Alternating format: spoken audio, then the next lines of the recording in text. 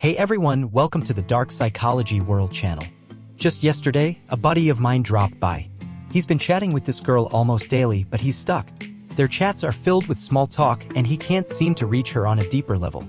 So what's the solution? Turns out, a lot of guys face this issue. They don't know how to create that spark with girls and they end up in the friend zone. Their relationships don't progress and finding a girlfriend seems like an impossible task. They're clueless about the art of love and their only survival strategy is to play nice.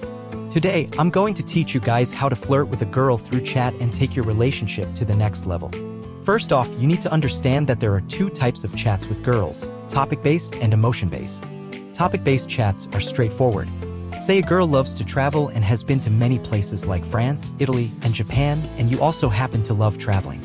You can chat about the interesting things that happened during your trips, the beautiful scenery, and the unique customs of each place. That's a topic-based chat. But here's the catch. A simple topic-based chat can at best make you friends. It won't help you cross the threshold of friendship. Why? Because topics are just something to talk about. They lack emotional interaction.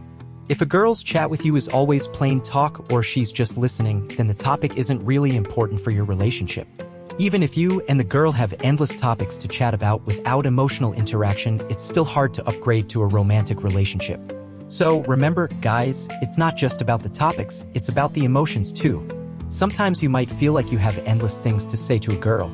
You can chat anytime, anywhere, and it feels like your relationship is on the brink of becoming romantic.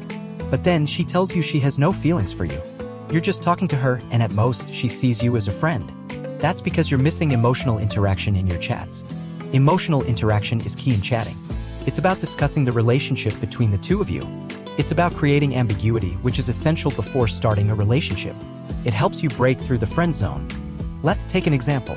Say it's been cold recently and a girl tells you on WhatsApp that the weather has been too cold.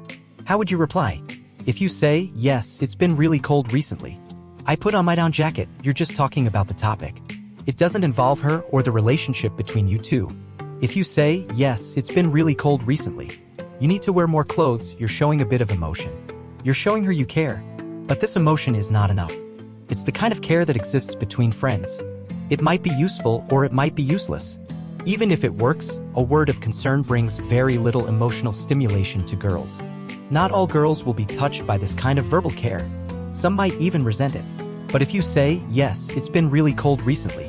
I hope it won't freeze my baby. The emotion in this sentence is very strong. It's full of ambiguity and intimacy. It's no longer a friend's relationship. When a girl sees this sentence, there must be fluctuations in her heart.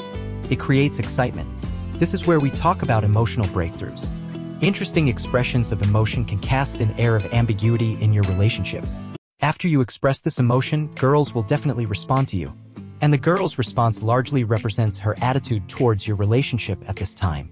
The best response is, of course, equal emotional feedback.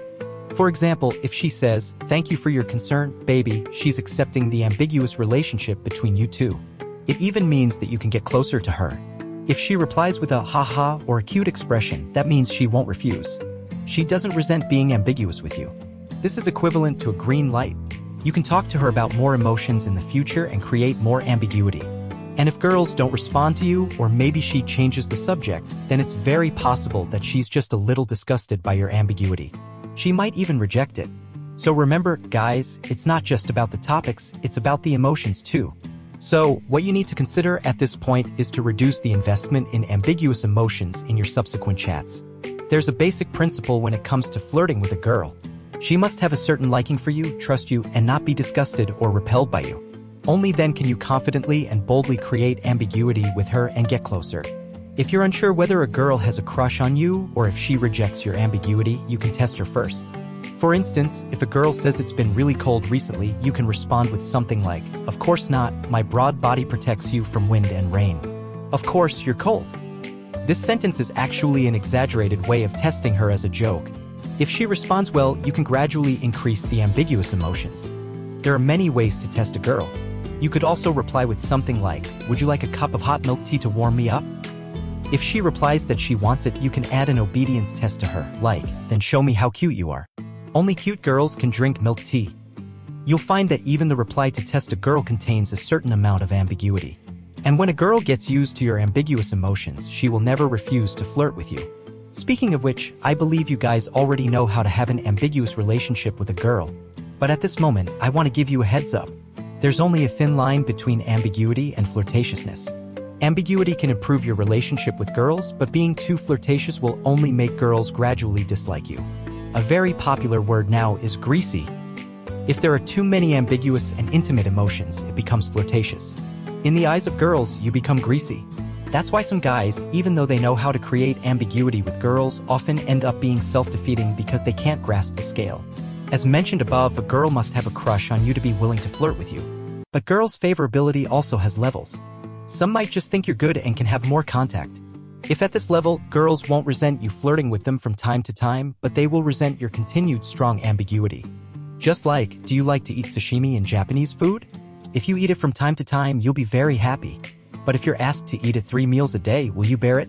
So, guys, even if you're flirting with a girl, you must also hold your belly. Don't be self-defeating. If you always get hurt and fail in front of feelings, do you want to improve your love skills?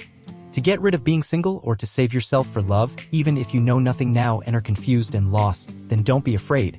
Because learning can make you grow.